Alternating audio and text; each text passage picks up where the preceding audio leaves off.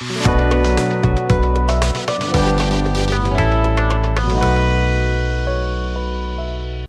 আলাইকুম রহমতুল্লাহ। কিভাবে শিখবো ইউটিউব চ্যানেলের আরও একটি নতুন ভিডিওতে আপনাকে স্বাগতম। বন্ধুরা, আজকে আমরা মাইক্রোসফট এক্সেলের অ্যাভারেজ সম্পর্কিত যতগুলো ফর্মুলা রয়েছে সবগুলো ফর্মুলা নিয়ে আলোচনা করব এবং অ্যাভারেজ কি, অ্যাভারেজের আন্ডারে কতগুলো ফর্মুলা আছে সবগুলো ফর্মুলা নিয়ে একদম বিস্তারিত আলোচনা করব। তো ভিডিওটি শুরু থেকে শেষ পর্যন্ত দেখুন, ইনশাআল্লাহ অ্যাভারেজ নিয়ে আপনাদের আর কোনো সমস্যা থাকবে না। তো বন্ধুরা, কথা না বাড়িয়ে আমরা সরাসরি চলে যাই মাইক্রোসফট এক্সেলের একটি ওয়ার্কশিটে। বন্ধুরা, আপনারা দেখতেই পাচ্ছেন মাইক্রোসফট এক্সেলের মধ্যে আমি ছোট্ট একটি চার্ট করে রেখেছি, যেটার মধ্যে আমি অ্যাভারেজ এ, এভিডেভ, average if and average ifs এর সাথে সাথে এভিএস, এই 6টি ফর্মুলা দেখব। তো এভিএস আসলে অ্যাভারেজের সাথে সম্পর্কিত না, তবে আমি এভিডেভ যদি দেখাতে যাই তাহলে এভিডেভ দেখাতে গেলে এভিএস এর সহায়তা নিতে হবে। এই জন্য আমি এভিএস এর জন্য আলাদা একটা কলাম রেডি করে রেখেছি। ওকে বন্ধুরা, তাহলে আমি শুরু করি। বন্ধুরা, অ্যাভারেজ সম্বন্ধে হয়তো আপনাদের ধারণা আছে। অ্যাভারেজ হচ্ছে গড়, অর্থাৎ অনেকগুলো সংখ্যার গড় মান নির্ণয় করাই হচ্ছে অ্যাভারেজের কাজ। তো অ্যাভারেজের কাজটা আমরা কিভাবে করি, যেহেতু আমরা অ্যাভারেজের কাজ জানি, তারপরও আমি দেখাচ্ছি কিভাবে আমরা অ্যাভারেজের কাজ করব। আমরা এটাও জানি যে কোনো ফর্মুলাকে অ্যাপ্লাই করার আগে ইকুয়াল সাইনকে কল করতে হয়। তাহলে আমি ইকুয়াল সাইনকে কল করলাম। ইকুয়াল সাইনকে কল করার পরে আমি এখানে যেহেতু অ্যাভারেজ দেখাবো, অর্থাৎ গড় মান নির্ণয় করব কোন জায়গা থেকে, এই যে এখানকার যে স্টুডেন্টদের যে বয়সটা আছে সেই বয়সের থেকে টোটাল বয়সের মধ্যে থেকে অ্যাভারেজ বা গড় বয়স কত সেটা বের করব। তো আমি এখন অ্যাভারেজ ফর্মুলাকে কল করব। অ্যাভারেজ, দেখেন এখানে AVERA এটুকু লিখলে এখানে অ্যাভারেজ চলে আসবে। আপনি যদি অ্যাভারেজের উপর মাউস দিয়ে ডাবল ক্লিক করেন তাহলে অ্যাভারেজের টোটালটুকু যতটুকু আপনার বাকি ছিল লেখা ততটুকু এখানে চলে আসবে। তো চলে আসলো। অ্যাভারেজ ফর্মুলার মূলত আর্গুমেন্টটা কি দেখেন। অ্যাভারেজকে কল করার পরে আমাকে বলতেছে নাম্বার, কোন কোন নাম্বারগুলো থেকে আমি অ্যাভারেজ মানটা বের করব সেই নাম্বারগুলোকে ধরিয়ে দিতে বলছে। তো আমি এই যে স্টুডেন্টের যে এখানে 10 জন স্টুডেন্টের এজ দেওয়া আছে, সেই 10 জন স্টুডেন্টের এজকে ধরিয়ে দিয়ে ব্র্যাকেট ক্লোজ করে দিয়ে যদি এন্টার প্রেস করি তাহলে দেখেন এখানে 20.8 অ্যাভারেজ মান চলে আসছে। তো অ্যাভারেজটা আমরা সাধারণত মুখে যেভাবে বের করি সেটা তো আপনারা অবশ্যই জানেন, যে যতগুলো সংখ্যা সবগুলো সংখ্যাকে আগে যোগ করব, তারপর যে কয়টা সংখ্যা ওই সংখ্যা দ্বারা যদি ভাগ করি তাহলে অ্যাভারেজটা বের হয়ে যায়।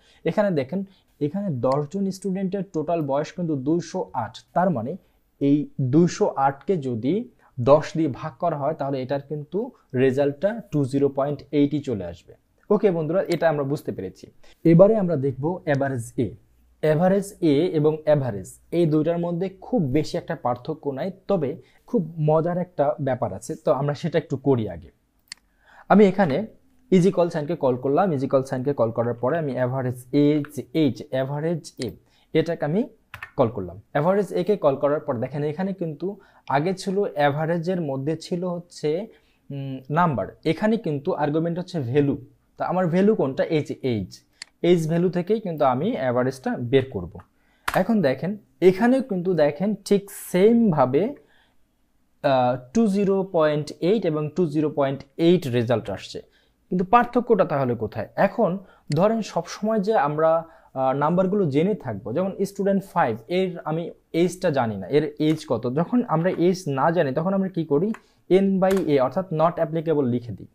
নট অ্যাপ্লিকেবল যখন লিখে দিলাম তখন দেখেন অ্যাভারেজের মধ্যে আসলো 21 এবং অ্যাভারেজ এর মধ্যে আসছে 18.9। এর কারণটা কি? এর কারণ হচ্ছে অ্যাভারেজ কখনো এই যে অ্যালফাবেটিক কোনো কিছু কিংবা হচ্ছে নিউমারিক ফরম্যাটের বাইরে কোনো ফরম্যাটকে সে কাউন্ট করবে না।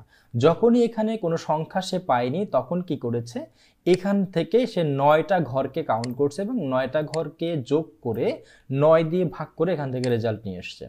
আর অ্যাভারেজ এ কি করছে, এখানে সে 10টা ঘরকেই কাউন্ট করেছে। এখানে সে সংখ্যা পায়নি, ডাজেন্ট ম্যাটার, সে কি করেছে এই 9টা ঘরকে যোগ করেছে, যোগ করার পরে 10 দিয়ে ভাগ করেছে। তার মানে এখানে দেখেন এখানে কিন্তু 189 অর্থাৎ 189কে যখন 10 দিয়ে ভাগ করা হয় তখন কিন্তু 18.9 চলে আসে। তো আশা করি বন্ধুরা অ্যাভারেজ এবং অ্যাভারেজ এর মধ্যে যে পার্থক্যটা সেটা আমরা বুঝতে পারছি। এবার আমরা দেখব এভিডেভ। এভিডেভের কাজটা কি? এভিডেভের কাজটা করার আগে আমরা একটু ডেভিয়েশনটা দেখব। ডেভিয়েশনের কাজ হলো, ডেভিয়েশনটা হচ্ছে এই যে অ্যাভারেজটা, এই অ্যাভারেজ থেকে, যেমন আমি এটাকে একটা পূর্ণাঙ্গ সংখ্যা দিয়ে এখানে 25 দিলাম, তাহলে দেখেন 214 সবগুলো আমার অ্যাভারেজ এবং অ্যাভারেজে দুইটাই 21.4 চলে আসছে। এখন ডেভিয়েশন হচ্ছে আমরা যদি এই 214কে সবাইকে সমানভাবে ভাগ করে দেই তাহলে এক একজন স্টুডেন্ট পাবে 21.4 এইচএসের হবে। কিন্তু কেউ কেউ এখানে কিন্তু আছে দেখেন 18 বছর, কেউ হচ্ছে 26 বা এই যে বেশি কমটা আছে। তাহলে এক একটা স্টুডেন্ট এই গড় থেকে তার বয়স কতটুকু বেশি অথবা কম, এটা আমরা ডেভিয়েশনটা বের করব। তো ডেভিয়েশন বের করাটা খুব ইজি।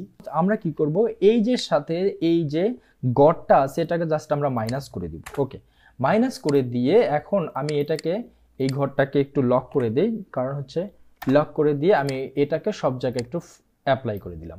ওকে, দেখেন এখন গড় এইজ থেকে, গড় এইজ কত 21.4 থেকে সে কি করছে 3.4 মান্থ মাইনাস, তার মানে ছোট।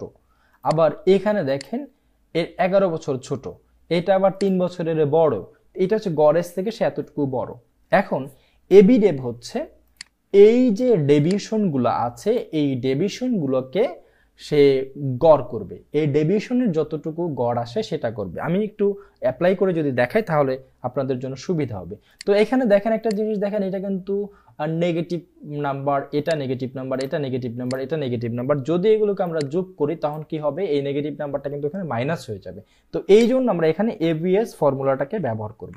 এবিএস ফর্মুলাকে কল করলাম, তারপর আমি এই কোন সংখ্যাটার উপরে আমি এবিএস করব সেটা ধরে দিয়ে আমি জাস্ট ব্র্যাকেট ক্লোজ করে এন্টার প্রেস করলাম। ওকে, এখন দেখেন আমার কিন্তু নেগেটিভ মার্কটা এখানে পজিটিভ হয়ে গেছে, এটা আমি সব জায়গায় অ্যাপ্লাই করে দিলাম। ওকে, এখন দেখেন আমি এবি ডেভ ফর্মুলাটাকে এখানে অ্যাপ্লাই করব। তো এবি ডেভ ফর্মুলাটাকে অ্যাপ্লাই করার আগে আমি ইকুয়াল সাইনকে কল করলাম। এখন আমি এবি ডেভটাকে কল করে এখানে বলতেছে নাম্বার, এর আর্গুমেন্ট হচ্ছে নাম্বার। কোন কোন নাম্বার, আমার এইচএসের যে ঘরটা এটা আমি ধরিয়ে দিয়ে এন্টার প্রেস করলাম। ওকে, এখানে দেখেন কত আসলো 5.92। এখানে 5.92 আসলো কেন, এর কারণ হচ্ছে এই যে ডেভিয়েশনটা ছিল, পার্থক্যটা ছিল গড় থেকে তার অ্যাকচুয়াল বয়সের যে পার্থক্যটা ছিল সেই পার্থক্যটাকে ও যোগ করছে। যোগ করার পরে এইটাকে আবার 10 দিয়ে যতগুলো সংখ্যা ততগুলো সংখ্যা দ্বারা ভাগ করছে, তার মানে হচ্ছে এই ডেভিয়েশনের গড় হচ্ছে এটা।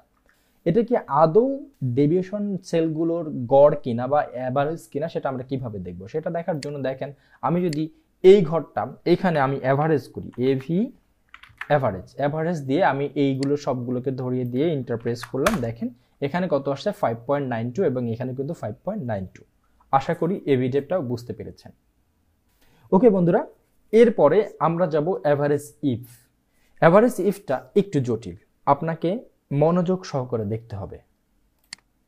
দেখেন অ্যাভারেজ ইফ করার জন্য আমি এখানে ছোট্ট একটা চার্ট করে রেখেছি, চার্ট করে রাখলাম। এখানে দেখেন প্রথমত আছে সিরিয়াল নাম্বার, তারপর নেম অফ এমপ্লয়ি, তারপর এরিয়া, প্রফিট, অ্যাভারেজ। তো আমি এখানে কি করব, এখানে অ্যাভারেজ ইফ দিয়ে এই যে এখানে সোহান, বাচ্চু, রাকিব, ইমরান এই যে মানুষগুলো আছে আমি দেখব যে এখানে শুধুমাত্র সোহান যে ইনকামটা করছে তার গড় কত, এটা আমরা দেখতে চাই। কিংবা বাচ্চু ইনি যে ইনকামটা করেছেন সেটার ইনকামের বা প্রফিটের গড়টা কত, এটা আমরা দেখতে চাচ্ছি। তো এটাকে দেখার জন্য আমরা অ্যাভারেজ ইফ ফর্মুলাটাকে ব্যবহার করব। তো ধরেন আমি এইখানে বের করব। তো আমরা জানি যে কোনো ফর্মুলার আগে ইজিকল সাইনকে ব্যবহার করতে হয়। আমি ইজিকল সাইনকে কল করলাম, কল করার পরে আমি ধরেন যেহেতু এই লেখাটা রেড, আমি এখানে এই রেড রাকিব থেকে রাকিবের নামে যতগুলো ইনকাম আছে, প্রফিট আছে, সেই প্রফিটগুলোর অ্যাভারেজটা কত আসে সেটা আমরা দেখব। তাহলে এখানে আমরা অ্যাভারেজ ইফটাকে কল করব। এই যে অ্যাভারেজ ইফ লিখে আমি এখানে যে ট্যাব বাটন প্রেস করি তাহলে অ্যাভারেজ ইফটা এখানে ধরিয়ে নিয়েছে। এখন দেখেন অ্যাভারেজ ইফের আর্গুমেন্ট হচ্ছে রেঞ্জ।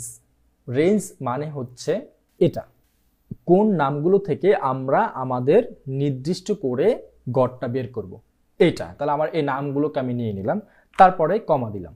কমা দেওয়ার পরে এখানে আর্গুমেন্ট হচ্ছে ক্রাইটেরিয়া। ক্রাইটেরিয়াটা কি, ক্রাইটেরিয়াটা হচ্ছে কার নামের মধ্য থেকে আমরা অ্যাভারেজটা বের করব। সেটার জন্য যেহেতু এখানে সবগুলো অ্যালফাবেটিক নাম, দ্যাটস হোয়াই আমরা এখানে ডাবল কোট কমা দিয়ে এর ভিতরে নামটা লিখব। তো আমি এখানে রাকিব নামের যে লোকটা আছে সেই রাকিব নামের লোকটার অ্যাভারেজটা বের করব। তো সেক্ষেত্রে আমি রাকিব লিখলাম, দেন হচ্ছে কমা দিলাম। কমা দেওয়ার পরে এখানে কি চেয়েছে দেখেন, এখানে চেয়েছে অ্যাভারেজ রেঞ্জ। তো অ্যাভারেজ রেঞ্জটা কি, আমরা এই যে প্রফিটটা দেখব, এই প্রফিটের মধ্য থেকে সে অ্যাভারেজ রেঞ্জটা বের করবে যে রাকিব নামের যে মানুষটি এখানে আছে তার যে ইনকাম, সেই ইনকাম থেকে তার গড়টা কত আসে। ওকে, এখন দেখেন এইখানে রাকিব নাম আছে দুইটা।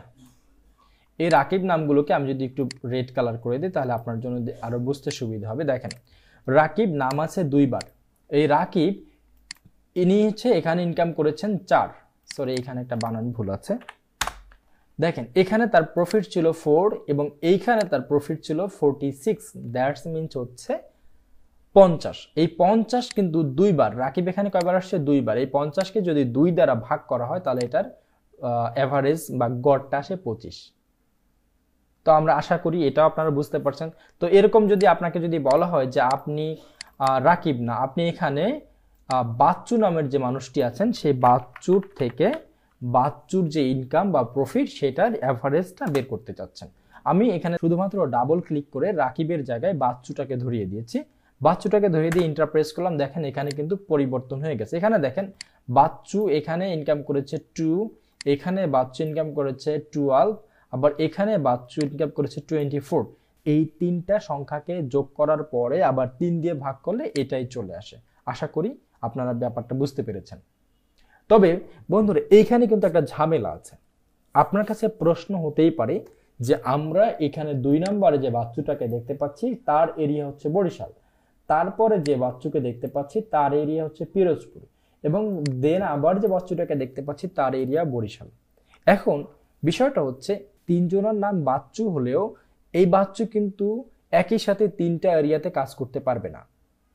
এই জন্য আমরা যদি অনেক বড় কোনো প্রজেক্ট নিয়ে কাজ করি তাহলে আমাদের এরিয়া ওয়াইজ যে বাচ্চু আছে, যেমন বরিশালে একজন বাচ্চু আছে এবং পিরোজপুরে আরেকজন বাচ্চু আছে, তো এই 2 জন বাচ্চুটাকে আমরা আলাদা আলাদা করে বের করতে চাচ্ছি যে বরিশালের বাচ্চুর প্রফিট কিরকম এবং পিরোজপুরের বাচ্চুর প্রফিট কিরকম।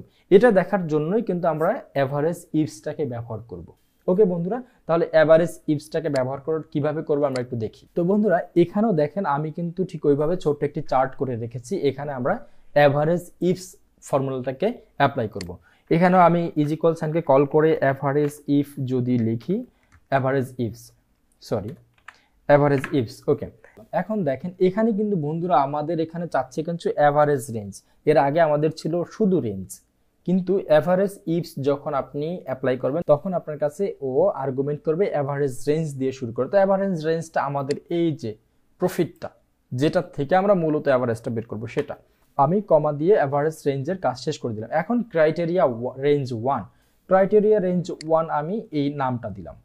ওকে, এরপর হচ্ছে ক্রাইটেরিয়া 1। তাহলে ক্রাইটেরিয়া 1 কি? ক্রাইটেরিয়া 1 হচ্ছে আমি এখানে নির্দিষ্ট কোন ব্যক্তির আমি গড়টা বের করতে চাই। তাহলে এইখানে আমি একটা নির্দিষ্ট ব্যক্তির নাম লিখে দিলাম। ওকে, লিখে দেওয়ার পরে আমি কমা দিলাম। কমা দেওয়ার পরে এরপরে আমার কাছে চাচ্ছে যে ক্রাইটেরিয়া রেঞ্জ 2। ক্রাইটেরিয়া রেঞ্জ 2 হচ্ছে আমার এরিয়া, অর্থাৎ এই যে আমার জেলা শহরগুলোর নাম আছে সেই এরিয়াটা ধরিয়ে দেওয়ার পরে দেখেন ক্রাইটেরিয়া 2 রেঞ্জ আমার কমপ্লিট। এখন ক্রাইটেরিয়া 2 আমি এই সোহান নামের যে এমপ্লয়ের প্রফিটের গড়টা দেখতে চাচ্ছি সেইটা কোন এরিয়ার। ঢাকা, এখানে দেখেন সোহান আছে ঢাকা, সোহান কুষ্টিয়া, সোহান নওগাঁ। ওকে, এখানে 3 জন মানুষের নাম আছে। তো এখন আমি কার্ডটা দেখতে চাচ্ছি কোন জেলা থেকে বের করতে চাচ্ছেন। আমি চাচ্ছি যে ঢাকায় যে সোহান কাজ করতেছেন সেই ঢাকার সোহানের এভারেজ প্রফিটটা কত। তো আমি যেহেতু ঢাকাকে অ্যালফাবেটিক ফর্মে লিখবো, দ্যাটস হচ্ছে আমি 2 পাশে ডাবল কোট কমা দিয়ে এটাকে ব্র্যাকেট ক্লোজ করে দিলাম। ব্যাস, আমার আর্গুমেন্ট কমপ্লিট। এখন আমি এটাকে ইন্টার প্রেস করলাম। ইন্টার প্রেস করার পর দেখেন এখানে কিন্তু আমার 5 চলে আসে, দ্যাটস মিনস হচ্ছে ঢাকার সোহান একটাই। এখানে এই যে সোহান আছে নওগাঁ, এইটাকে যদি আমি ঢাকা করে দেই, দেখেন ঢাকা করে দেওয়ার পর এখানে কিন্তু 30 হয়ে গেছে। কেন হয়েছে? ঢাকা করে দেওয়ার পর এখানে কিন্তু দেখেন এভারেজ ইপসের রেজাল্ট কিন্তু 30 হয়ে গেছে। কেন হয়েছে?